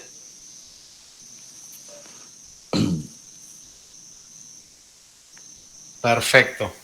Bueno, mira, justamente esto de que Agustín le decía de ver las películas de ciencia ficción, ¿quién se iba a imaginar que viendo Disculpe un segundo, porque me acabo de dar cuenta que no me está cargando la batería y en cualquier momento se me va a apagar. Les aviso nomás. Yo los escucho, pero voy a tratar de ver si lo logro enchufar. Dale. Esto que Agustín decía de ver películas de ciencia ficción para imaginarnos, bueno, ¿quién se iba a imaginar que esta serie rusa, Hacia el lago, justamente iba a tratarse de lo que estamos viviendo hoy en día, y con todas estas teorías conspiranoicas que están apareciendo? Bueno, es un fiel reflejo de esto. vamos a hacer dos o tres preguntitas de lo que está en el chat, así vamos terminando porque ya ha pasado mucho tiempo. En primer lugar, Marcelo pregunta, dice que él coincide con el fin de llegar al 2021-2023 y les pregunta a ambos, ¿qué sentido tuvo o tiene crear dos partidos enteramente nuevos como Unidos y el PL, que además se llama libertario en vez de liberal, habiendo ya otras marcas históricas existentes como el PD o la UCD, Recrear, etcétera? ¿No se pierde tiempo y energía en semejante esfuerzo? Respondo por mi parte. Creo que sí, que se pierde energía y esfuerzo. Creo que deberíamos ir a un espacio único. Y si vos Marcelo, y esto lo digo con todo el respeto del mundo, y a mí me hubiera encantado no fundar el PL de Córdoba. A mí me hubiera encantado ir a la UCD, como fuimos, tocar la puerta y que nos reciban. Cosa que no pasó. Por eso se creó y por eso nos tuvimos que dar el laburo que nos dimos. Honestamente, nada contra la gente del PD. Bienvenidos todos a laburar, y no bienvenidos porque no queremos que vengan pidiendo de rodillas nada, todo lo contrario. Agustín no me va a dejar mentir, los hemos ido a buscar 800.432 veces, y saben que lo vamos a seguir haciendo, pues tenemos un acuerdo, que es un acuerdo muy simple, pero que garantiza algunas normas básicas de funcionamiento. A ver, queremos que los candidatos sean electos. No funcione la dedocracia. Agustín siempre hace la alegoría o pone como ejemplo lo que debería ser la participación mediante una app en estas cuestiones. A ver, yo hoy en día me compro una casa, literalmente, sin firmar un papel. ¿Cómo no voy a poder votar una interna de un partido a través de un celular? Hoy en día esas herramientas legalmente estamos un poco complicados, pero tenemos que tender a eso y ver cuáles son los mecanismos internos para lograrlo y hacerlo. Y ojalá podamos terminar todos en un solo partido, como bien dijo Agustín en diciembre del año pasado. Parece que hubieran pasado 20 años con esto de la pandemia, pero cuando nos juntamos con Ricardo López Murphy, con Javier Milei, con Victoria Villarruel, con Juan José Gómez Centurión y Agustín Echevarne, y armar el famoso Partido Republicano. Creo que ese es un aspiracional que tenemos y creo que es el que realmente nos mueve a laburar. Sí, coincido, y si quieren, coincido plenamente que no tiene sentido tener tantos partidos. Probablemente, yo traté de muchas veces de hacer algo. Yo recorrí el año pasado 17 provincias hablando con gente del PL. Y en todos lados les pregunté si no les importaría cambiar el nombre. Porque el nombre me parecía a mí, ahora tengo dudas, capaz que me equivoqué. Pero, bueno, pero me refiero a lo siguiente. Yo creo que el libertario es como no todos los liberales son libertarios, ¿no? Es como que es un poco sectario. Le decía, si le ponemos un nombre más amplio, fíjense, nosotros le pusimos Unidos, por ejemplo, que no te dice mucho, pero está diciendo, queremos unir a todo el mundo, una cosa más amplia. Porque además querríamos un partido republicano que incluya una parte más conservadora también, como puede ser Cynthia Houghton o Gómez Centurión. El modelo que a mí me imagino, que me gustaría, me encantaría, y yo apoyaría toda la fusión que querramos hacer para generar ese partido, ¿no? Que siempre decimos lo mismo, que lo único que pedimos es que tenga elecciones de abajo hacia arriba, de autoridades partidarias y de candidaturas, y de abajo hacia arriba también las candidaturas. Y poníamos una cosa que por ahí fue una... Si quieren, yo soy a veces un poco demasiado idealista, estoy tratando de bajar un poco más a la realidad. Yo quería que las autoridades partidarias no puedan ser candidatos. Y eso generó problemas en varias provincias, que nos decían, bueno, pero no hay suficiente gente y demás. Yo siempre creo que hay suficiente gente, pero es verdad que no todo el mundo le pone las suficientes pilas al asunto, ¿no? Entonces, si estamos todos juntos, va a ser más fácil, porque ahí sí va a haber suficientes personas. Entonces estamos 100.000 fiscales. Entonces, tener 7 personas en una junta ejecutiva, que por lo menos la junta ejecutiva no sea candidatos, que eso es una propuesta que nosotros hacíamos, me parecía que era útil. Pero creo que hay que seguir conversando y el ideal, y creo que coincidimos, es que hay que ir a un único partido, ¿no? El ideal sería ir construyendo hacia un único partido. Nosotros vamos a seguir tratando de unirnos al PL de Cava. Nosotros le propusimos fusionarnos y no nos aceptaron. A la UCD también les propusimos entrar. A la UCD lo único que les pedimos es que cambien la Carta Orgánica y la hagan más democrática. y que hagan efectivamente elecciones, y tampoco quisieron. Al PD les propusimos lo mismo, cambien la carta orgánica y hagan estas condiciones que permitan que sea democrático.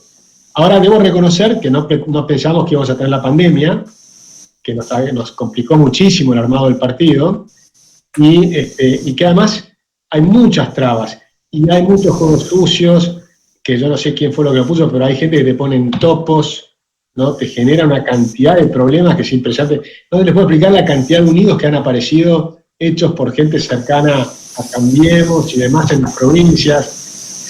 Hacen todas las cosas que había y por haber para generarte problemas. Así que sí, yo creo que tenemos que ir a una cosa. Yo estoy por la fusión, me encantaría hacerlo. Creo que me encantaría hacerlo con esas tres puestas que yo tengo, pero claro que no soy el dueño de la verdad, que hay que seguir conversando. Buenísimo, chicos. Miren, discúlpame, hago una sola salvación por un comentario que leí en el chat, que no había entrado, recién lo vi, lo toqué y lo vi, y dicen que libertario es liberal vergonzante. Me animo a decir que vergonzante es haber tenido un intendente de Córdoba en alianza con el PJ multiprocesado por la justicia, o llevar candidatos a intendente a elecciones que están esperando sentencia por fraude en la Corte Suprema de Justicia de la Nación, ¿no? O sea, el libertario no tiene nada de vergonzante. No, y déjame Nosotros somos... no fue tuyo el comentario, Agustín, ¿no? No, al contrario, te quiero ratificar lo que estás diciendo. Sí. Yo me considero libertario. Porque libertario, al revés, es liberal a ultranza. No es claro. Pero déjame agregar una cosita. Creo que lo que cambió en este tiempo, cuando empecé a hablar y recorrer el año pasado y demás, es que hoy libertario, de alguna manera, es una palabra mejor aceptada que liberal. Lo cual es interesante porque es un trabajo que hicieron ustedes. Y yo se los admito, y creo que Javier Milei y demás. O sea que yo aplaudo lo que ha ocurrido. A mí me ha pasado estar en la calle un día y que con Javier Milei y desde un taxi griten ¡libertarios! ¿Viste? Y vos decís ¡wow! ¿No? O sea que lograron hacer un impacto que es interesante. Lo que pasa desde el punto de vista intelectual, entonces lo que ocurre es que yo en la práctica soy liberal clásico. Yo soy libertario filosóficamente, porque aspiro a eso. Creo que puedo llegar algún día, pero tal vez ese día va a ser dentro de 300 años. Mientras que liberal clásico lo podemos hacer ahora. Y en lo que estamos todos de acuerdo, Agustín, es que todo paso, yo habiendo hecho artes marciales muchos años lo aprendí, o sea, el kata perfecto no existe nunca, ¿no? Son las formas con las que practicamos solos como loco malo, no existe nunca está el kata perfecto, nunca está la libertad perfecta. Es un faro que está allá lejos y en Argentina más lejos todavía, y todo paso que demos atrás de eso, bienvenido sea. Entonces, nosotros en el PL tenemos desde liberales clásicos, minarquistas, anarcocapitalistas, tenemos de todo ahí. Pero no crean que somos una secta sesgada. De hecho, yo soy bastante clásico y moderado en mis posturas. Tengo un diálogo con Juan José Gómez Centurión increíble, digamos. O sea, no es que sea tampoco un liber progre como catalogan por ahí, pero creo que nosotros somos los únicos tipos que estamos discutiendo estas cuestiones que no le interesan al 99,9% de la población. Lo que nosotros tenemos que discutir es la agenda de soluciones que tenemos para los problemas de millones de argentinos. Cómo generar empleo, sacar a los pobres, cómo lograr que una sociedad viva más feliz, que esa es nuestra intención, nuestro fin último. Y tenemos las soluciones para hacerlo, porque ya lo hemos hecho en cientos de países. Así que creo que hay que aspirar a eso, a que el año que viene poder llegar a un trabajo en conjunto con una agenda sumamente sólida para que nos pregunten de lo que quieren, nosotros decir, bueno, para este problema tenemos esta solución. Exactamente, chicos. Yo no quiero agregar una cosita, que las 17.000 personas que se sumaron a Unidos, hay algo que tienen muy claro, que lo que les gusta de Unidos, y de lo que lo diferenció, fue precisamente que pueden elegir de abajo hacia arriba. Así que las autoridades van a ser elegidas de abajo hacia arriba, y las candidaturas van a ser de abajo hacia arriba, y sin listas. En Unidos no tenemos listas, porque en realidad la lista se conforma, pero persona por persona. No es que compiten dos listas, porque eso puede dividir al partido y demás. Y eliminamos ese concepto de lista sábana dentro del partido. Nuestra propuesta es que para poder fusionar los partidos debiéramos aceptar esos principios. Eso es un poco la propuesta nuestra. Pero no importa si tardamos más tiempo, si tardamos 3 años, 10 años, ese es nuestro objetivo de largo plazo. Se entiende perfecto. Agrego que coincido con ustedes en que tienen que llegar de la mejor manera en las próximas elecciones y pensar en el 2023 en la posibilidad de un frente muchísimo más amplio. Yo vengo del palo de Ricardo, por así decirlo. En Villa María estoy trabajando en un grupo político que es oposición. Es una especie de Cambiemos. Vamos, Villa María se llama, no forman parte los mismos partidos, pero es la misma idea. Y por supuesto estamos, bueno, Agustín, como ya te hemos comentado hace unos días, estamos trabajando con otras fuerzas, de García Elorrio, de Gómez Centurión. Estamos abriendo diálogos para ver la posibilidad de en las próximas elecciones de intendente ir juntos. Me parece que hay muchas más cosas que nos unen a las que nos separan. Por eso hay que tratar de tener mucho cuidado en ser tan explosivo en algunos comentarios, o tan tóxico, está de moda la palabra tóxico, en algunos comentarios con unos pares nuestros que tienen los mismos objetivos, ¿no? El bienestar general de la comunidad. Una de las últimas preguntitas que se sumó tiene que ver recién con lo que hablamos de la cuestión de la salud. Noelia pregunta, dice, ¿qué piensan de la emergente vacuna contra el COVID? Esta vacuna obligatoria que se va a imponer ahora, o pseudo obligatoria. Agus, arranque, hágase un picnic. Sí, no, lo obligatorio es un disparate, ¿no? Nosotros creemos en la libertad y en la responsabilidad individual, y mucho menos esta vacuna, o estas vacunas, que se han hecho muy a las apuradas, y que además toda la situación del COVID es bastante extraña, ¿no? Esto de las cuarentenas, nosotros estamos totalmente opuestos a estas cuarentenas forzosas que han violado totalmente la Constitución. Y para mí viola la Constitución también que te fuercen a ponerte algo en tu propio organismo, o sea, viola la idea de que vos sos dueño de tu cuerpo. Entonces, no tiene ningún sentido. Y además se ha demostrado, a esta altura, que uno, si quiere cuidarse y quedarse en su casa, nadie se va a meter adentro de la casa de otro sin el permiso del otro. Por lo tanto, si alguien tiene mucho miedo y se quiere quedar en su casa, que se quede en su casa. Ahora, el mundo está lleno de virus. Y está buenísimo que existan vacunas. Yo me he puesto vacunas contra la gripe, ningún problema. Pero yo elijo qué vacuna me pongo. Y, por ejemplo, no me pondría ni a palos a la vacuna rusa, por decir. Algún día, cuando esté mucho mejor probada la vacuna de Pfizer, por ejemplo, no sé si vale acá decir nombre de empresa, pero yo las digo, es que capaz que esa me genera más confianza, o una vacuna holandesa. Pero ni a palo me voy a poner la rusa ni la china. O sea, ténganlo clarísimo. O sea, me van a tener que ir a buscar con la policía. O sea, no hay chance de que lo haga. Pero además, les doy a dar un dato.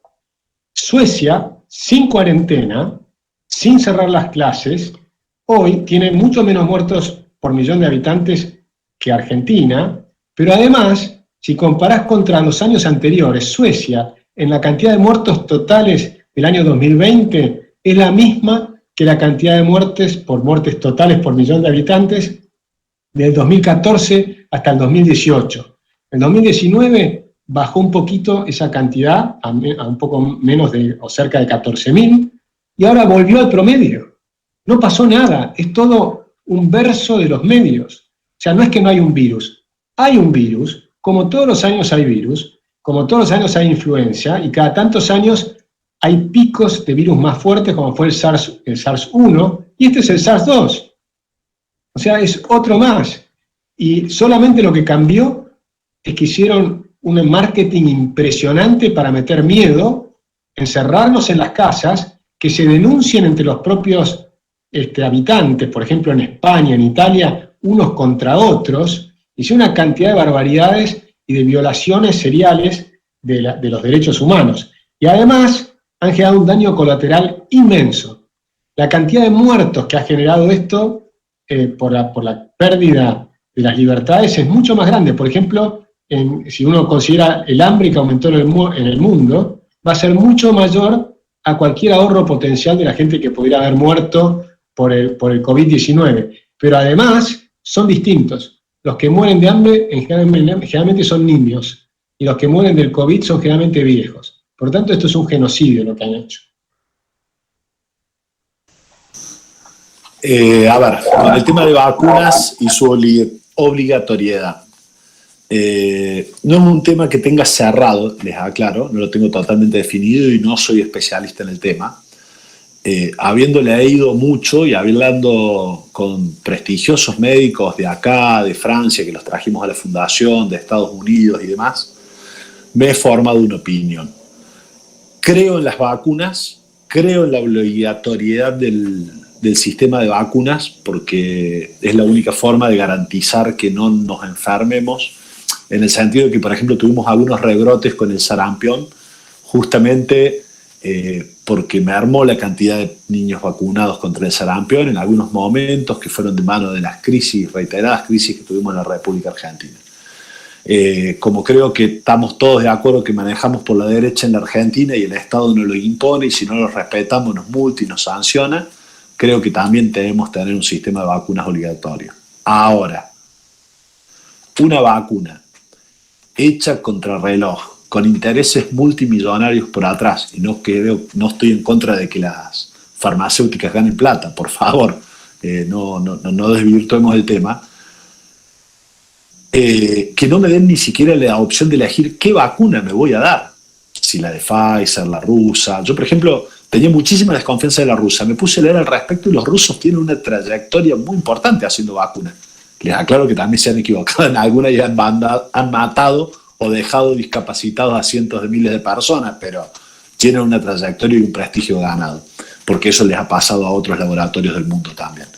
Pero, a ver, definimos cuál es la científicamente aprobada, la que sirve, con los tiempos que corresponden. No puede ser que estemos con testeos mínimos. Vamos a vacunar a chicos de 18 años, que va a ser obligatorio a partir de los 18 años, aparentemente, y no sabemos qué consecuencias van a traer dentro de 10 años. Qué problema le va a traer a su sistema inmunológico, neurológico y demás.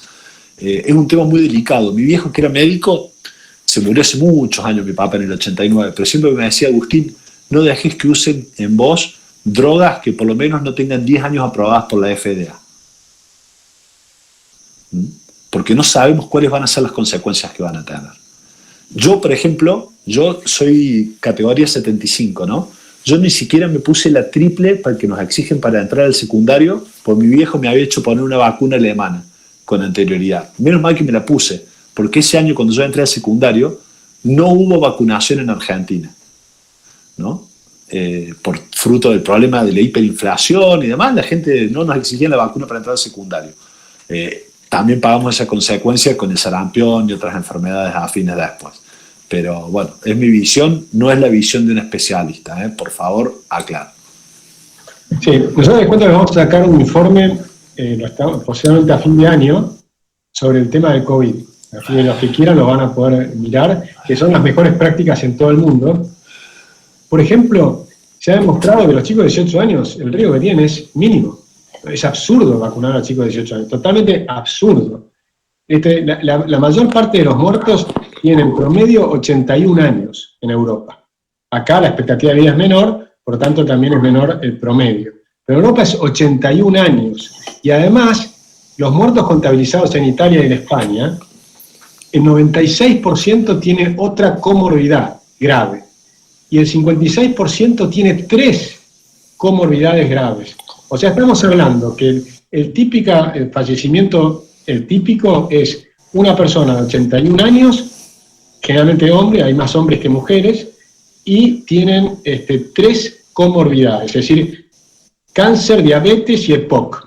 Y además le agarró COVID y se murió. Entonces es como que es una enfermedad, es un rastrillo que pasa y se lleva a los más débiles. Como lo hace la gripe, como lo hace la influenza.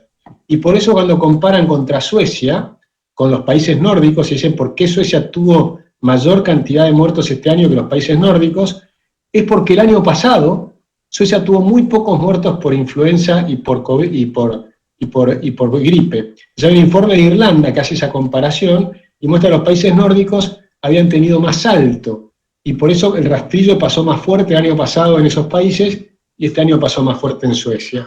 Y el rastrillo va a seguir pasando, y si no es el COVID va a venir otro. Entonces no nos pueden encerrar en nuestras casas. Eso para mí es lo más importante que hay que tener claro. Quiero subrayar un par de conceptos que dejó Agustín ahí.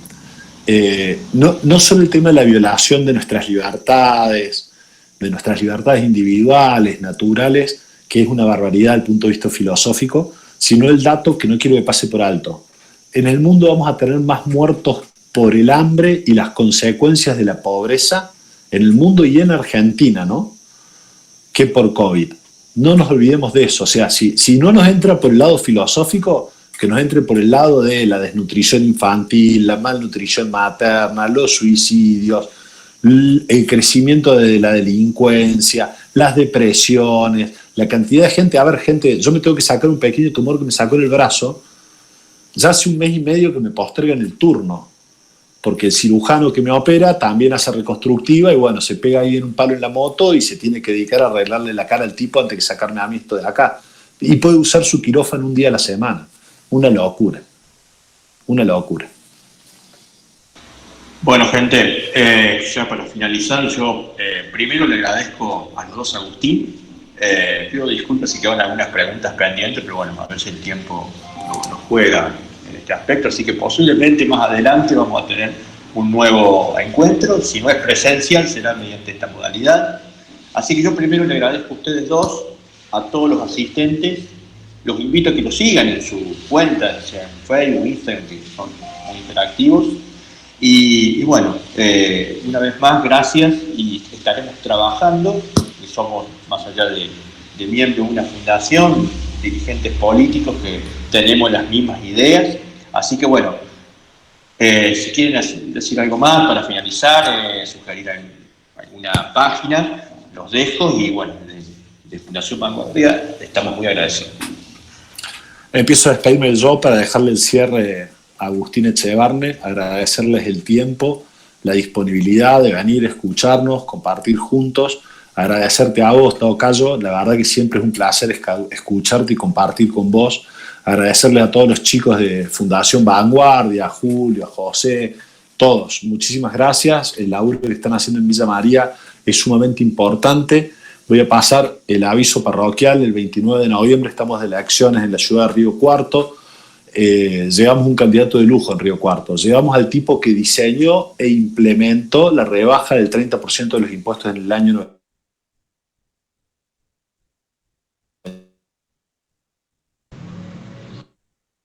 99. Se me murió una conexión. Bueno, hablamos de política partidaria y se nos cortó. A ver, ahora sí. Ahí estamos escuchando. Ahora nos escuchamos bien. El tipo que no solo diseñó e implementó la reducción del 30% de los impuestos en el año 99 en Córdoba, o sea que sabe cómo hacerlo, sino el tipo que enganchó una repartición pública con 1.500 empleados y la dejó con 500. ¿Ah? O sea, valoremos el candidato que tenemos en Río Cuarto, así que se agradece todas las manos posibles en la tarea de difusión. Y bueno, agradecerles a todos el tiempo y el esfuerzo de habernos estado escuchando tanto tiempo. Agustín, un placer como siempre tenerte en Córdoba. Muchísimas gracias. Dale, un placer, la verdad. Bueno, mucho, a mí solo me queda agradecer también. Agustín Facchesi, es un placer también estar contigo cada vez que nos hemos visto y cada vez que voy a Córdoba. Es un lujo poder contar con tu amistad y creo que es muy lindo. Y agradecerle mucho a Julio, a José, a la Fundación Vanguardia y por supuesto apoyar a todos los candidatos liberales. Tener un candidato como es el Río Cuarto es extraordinario, así es que hay que apoyarlo, hay que fiscalizar, hay que cuidar los votos. Así que todos los que puedan ayudar fiscalizando allí, hay que ayudar. Me han dicho, me parece que no pueden ir de otros lugares, ¿no? Eso es una macana. Sí, hay una norma ahí que es anticonstitucional que exige que tengan domicilio en Río Cuarto. Vamos a ir a dar una mano lo mismo, te aclaro, ¿no? O sea, que no echen los colegios en todo caso. Genial.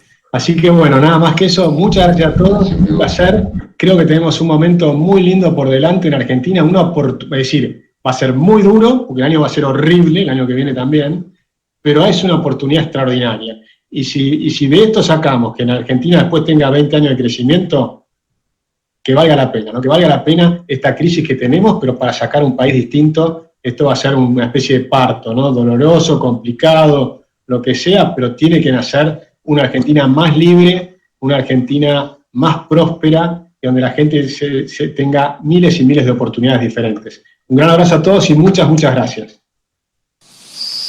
Bueno, muchas Abrazo a todos.